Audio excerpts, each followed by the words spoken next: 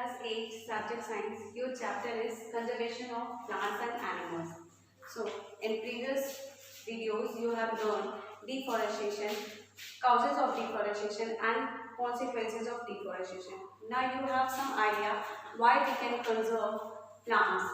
आपने इससे पहले वीडियोस में आप पढ़ चुके हैं कि डिफॉरेस्टेशन क्या होते हैं, उनके काउजेस क्या हैं और उनके क्या कॉन्सिक्वेंसेस है। सो अब आपको आइडिया हो गया होगा कि प्लांट्स को क्यों कंजर्व करना चाहिए, क्यों प्रिवेंट करना चाहिए, क्यों नहीं कट करना चाहिए।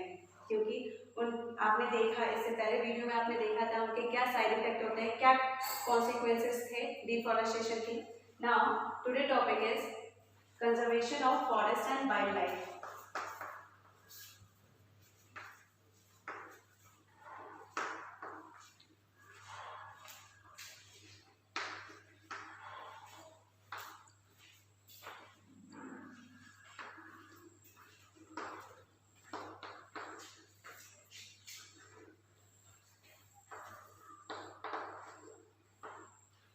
So why we can conserve forest and wildlife? Because you know what are the importance of plants and animals. आप जानते हैं कि प्लांट्स और एनिमल्स के क्या इंपॉर्टेंस होते हैं। अगर हम फॉरेस्ट को क्लीन कर देंगे या फिर प्लांट्स को कट कर देंगे वहाँ से फॉरेस्ट से, तो उनका इफेक्ट वाइल्ड लाइफ में भी पड़ता है। जैसे जो वाइल्ड लाइफ होते हैं वो फॉरेस्ट में सर्वाइव करते हैं। अगर उनको आप अपने घर पे लेके आएंगे तो वो सर्वाइव नहीं कर पाएंगे, रह नहीं पाएंगे। So forest and wildlife are directly and indirectly connected with each others. अगर जो फॉरेस्ट और वाइल्ड लाइफ है एक दूसरे से कनेक्टेड होते हैं, डायरेक्ट और इनडायरेक्ट। अगर हम फॉरेस्ट को क्लीन कर देंगे तो उनका इफेक्ट वाइल्ड लाइफ में भी पड़ेगा, और अगर वहाँ से वाइल्ड लाइफ को हटा के, जैसे आप जू में लोग अपने इंजॉयमेंट के लिए रखते हैं, जो टाइगर हो गया, लायन हो गया, ये सब, उनका इफेक्ट आपका फॉरेस्ट में भी पड़ता है। सो अगर हम इनमें से किसी एक को भी कंजर्व नहीं कर रहे हैं, बचा नहीं रहे हैं, तो वो जो इन्वायरमेंट में या फिर उनके जो एटमॉस्फेयर में इफेक्ट पड़ते हैं वो हमारे डिस्टर्ब हो जाएंगे, नेचर साइकिल डिस्टर्ब हो जाएगा, हमारा एटमॉस्फेयर भी डिस्टर्ब हो जाएगा। हमें इंस्टेंट उसका इफेक्ट नहीं मिलेगा, जैसे आपको तुरंत उसका इफेक्ट नहीं मिलेगा। जो फॉरेस्ट या वाइल्ड लाइफ आप कंजर्व नहीं कर रहे हैं, बचा नहीं रहे हैं, उनको धीरे धीरे एंड करते जा रहे हैं, बट कुछ समय के बाद इसका इफेक्ट हमें मिलता है। जैसे कुछ ईयर्स अगो, बहुत सालों के बाद हमें इसका इफेक्ट मिल सकता है। So conservation of forest and wildlife are very important. हमें फॉरेस्ट और वाइल्ड लाइफ को कंजर्व करना चाहिए, प्रिवेंट करना चाहिए एंड उसको कंट्रोल करना चाहिए कि वो एंड ना हो। Now second topic is ecosystem. What do you mean by ecosystem?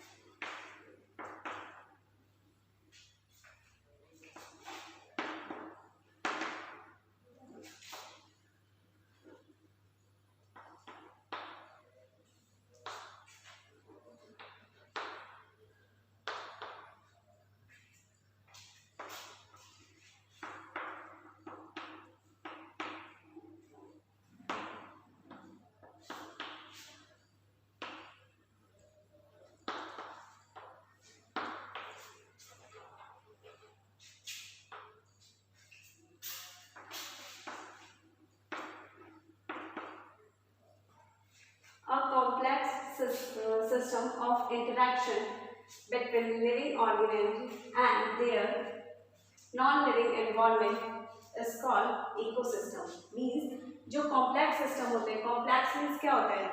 Direct और इनडायरेक्टली एक दूसरे से ऐसे कनेक्ट होंगे कि आपको समझ नहीं आएगा, वो कॉम्प्लेक्स होते हैं। मीन्स आप जल्दी अंडरस्टैंड नहीं कर सकते। वो कॉम्प्लेक्स सिस्टम होते हैं जो एक दूसरे से ऐसे कनेक्टेड होते हैं, एक दूसरे पे डिपेंड होते हैं, इनडायरेक्टली और डायरेक्टली।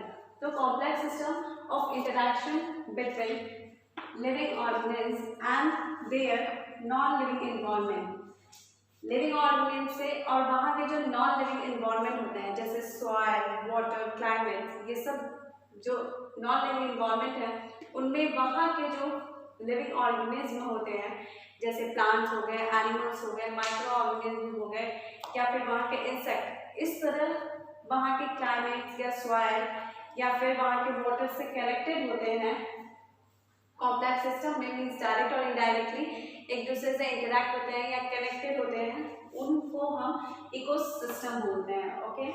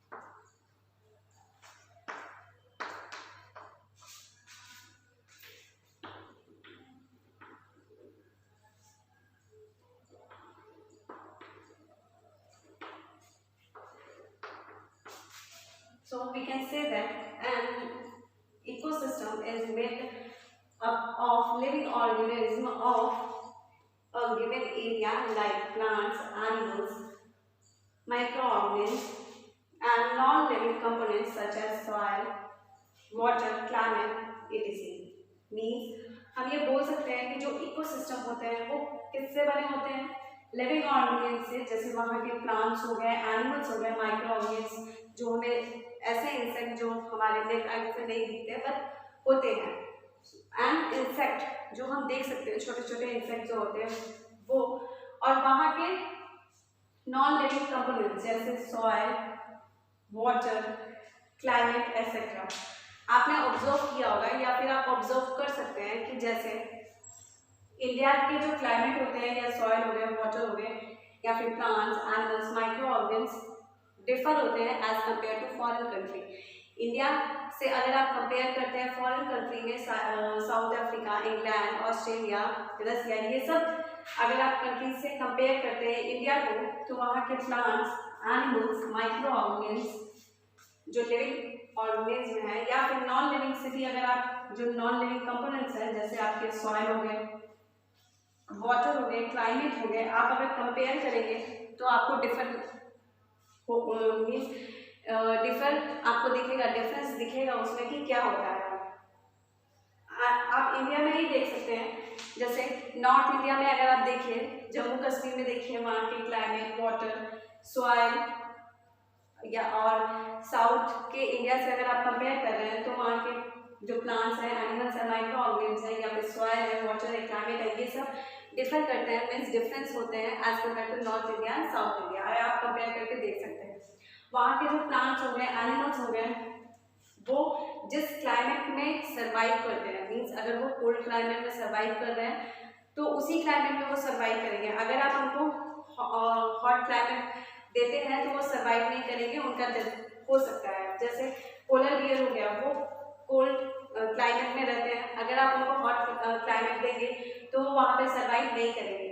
वैसे ही वहाँ के प्लांट्स ऐसे होते हैं या माइक्रो ऑर्गेनिज्म ऐसे होते हैं कि वो जिस क्लाइमेट में या वाटर में या सॉइल में सर्वाइव कर रहे हैं, उसी वाटर क्लाइमेट या सॉइल में सर्वाइव करेंगे जिस क्लाइमेट, वाटर या सॉइल में वो सर्वाइव कर रहे हैं।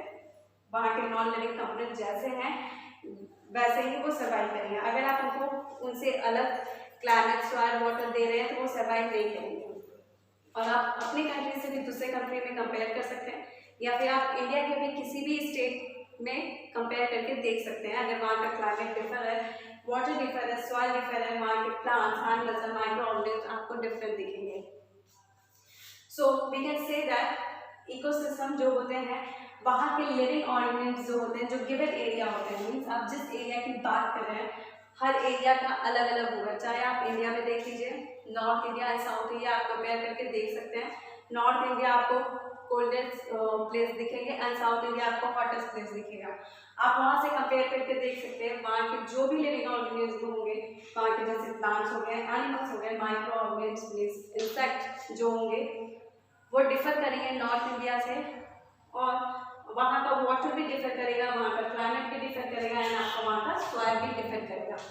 सो जो इकोसिस्टम होते हैं, जो गिवन एरिया होता है, वहाँ के लिविंग ऑर्गेनिज्म जैसे आपके प्लांट्स, एनिमल्स, माइक्रो ऑर्गेनिज्म, ये सबसे वहाँ के नॉन लिविंग कंपोनेंट्स पर डिपेंड करते हैं, जैसे आपका सॉइल, वाटर, क्लाइमेट।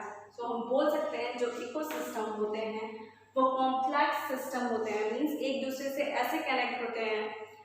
जो कॉम्प्लेक्स सिस्टम क्या होता है, कॉम्प्लेक्स होता है, जैसे जिसको आपको समझने में, तो अंडरस्टैंडिंग करने में थोड़ा सा मीन्स प्रॉब्लम आपको हो सकता है, तो वो कॉम्प्लेक्स होते हैं, कॉम्प्लेक्स सिस्टम होते हैं, एक दूसरे से ऐसे कनेक्ट होते हैं, जैसे यहाँ plants, animals, micro organism, soil और एक दूसरे से ऐसे कनेक्ट होंगे कि आपको थोड़ा सा डिफर हो सकता है समझने में, डायरेक्ट और इनडायरेक्टली वो कनेक्टेड होते हैं, इसलिए कॉम्प्लेक्स सिस्टम होते हैं।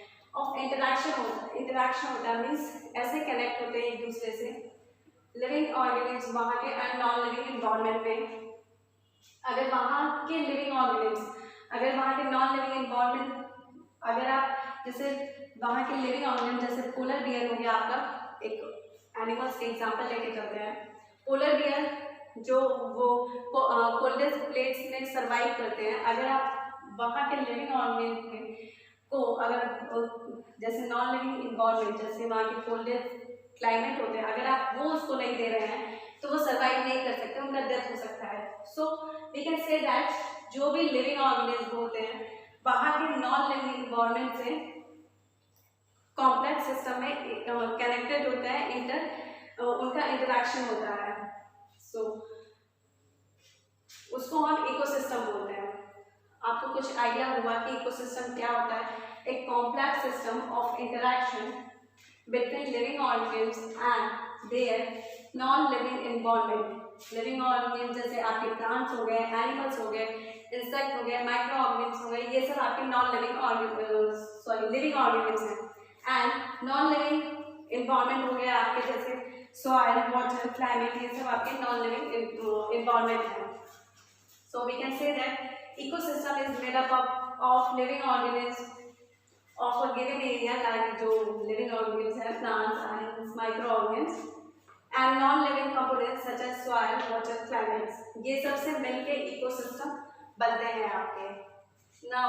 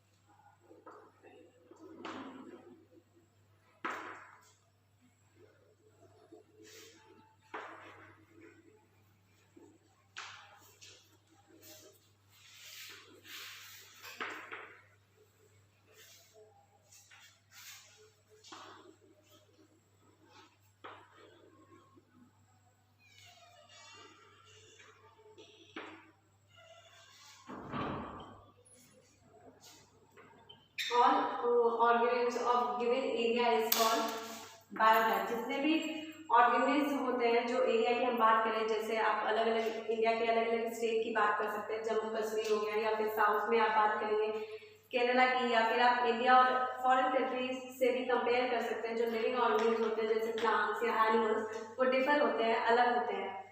सो जितने भी ऑर्गेनिज्म होते हैं गिवन एरिया के, मीन्स आप जिस एरिया की बात करें उनको हम बायोटा बोलते हैं। जब हम साइंस के टर्म में बात करें तो उनको हम बायोटा बोलते हैं, और वहाँ के प्लांट्स को हम फ्लोरा बोलते हैं, और वहाँ के एनिमल्स को हम फौना बोलते हैं। ये साइंस के टर्म में हम उनको डिफाइन करते हैं। जो गिवन एरिया होते हैं, आप इंडिया में भी देख सकते हैं अलग अलग स्टेट के, या फिर आप अलग कंट्री से भी कंपेयर कर सकते हैं। जो लिविंग ऑर्गेनिज्म होते हैं वो डिफर होते हैं, आप कंपेयर कर सकते हैं कि जो प्लांट्स या एनिमल्स हमें इंडिया में मिलते हैं वो फॉरेन में नहीं होते, या फिर जो फॉरेन में मिलते हैं वो हमें इंडिया में नहीं मिलते। आप इंडिया के भी स्टेट में कंपेयर कर सकते हैं। जो आपको जम्मू कश्मीर में प्लांट्स या एनिमल्स मिलेंगे वो आपको साउथ के साइड नहीं मिलेंगे। सो जो ऑर्गेनिज्म होते हैं, जो एरिया की बात करें उनको हम बायोटा बोलते हैं, और गिवन एरिया जो होते हैं उनकी अगर बात करें तो जो प्लांट्स होते हैं वहाँ के उनको हम फ्लोरा बोलते हैं, और जो एनिमल्स होते हैं उनको हम फौना बोलते हैं।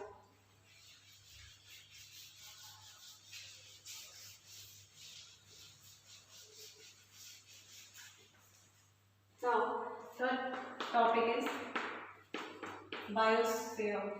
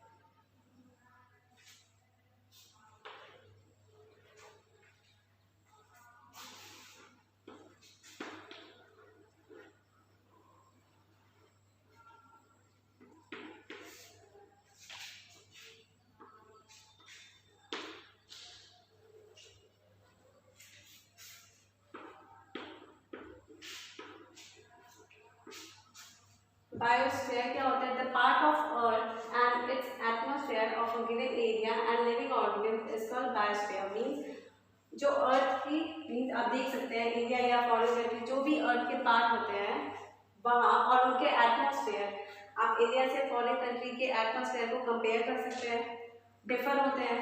आप इंडिया के भी बहुत से स्टेट ऐसे होते हैं जहाँ का इन्वायरमेंट या फिर वहाँ के एटमॉस्फेयर जो होते हैं वो डिफर होता है। तो बायोस्फीयर क्या होता है? The part of earth and it's atmosphere of a given area, means जो एरिया की दिया हुआ है या जो एरिया की हम बात कर रहे हैं वहाँ के लिविंग ऑर्गेनिज्म जो एग्जिस्ट करते हैं, लिविंग ऑर्गेनिज्म इज एग्जिस्ट,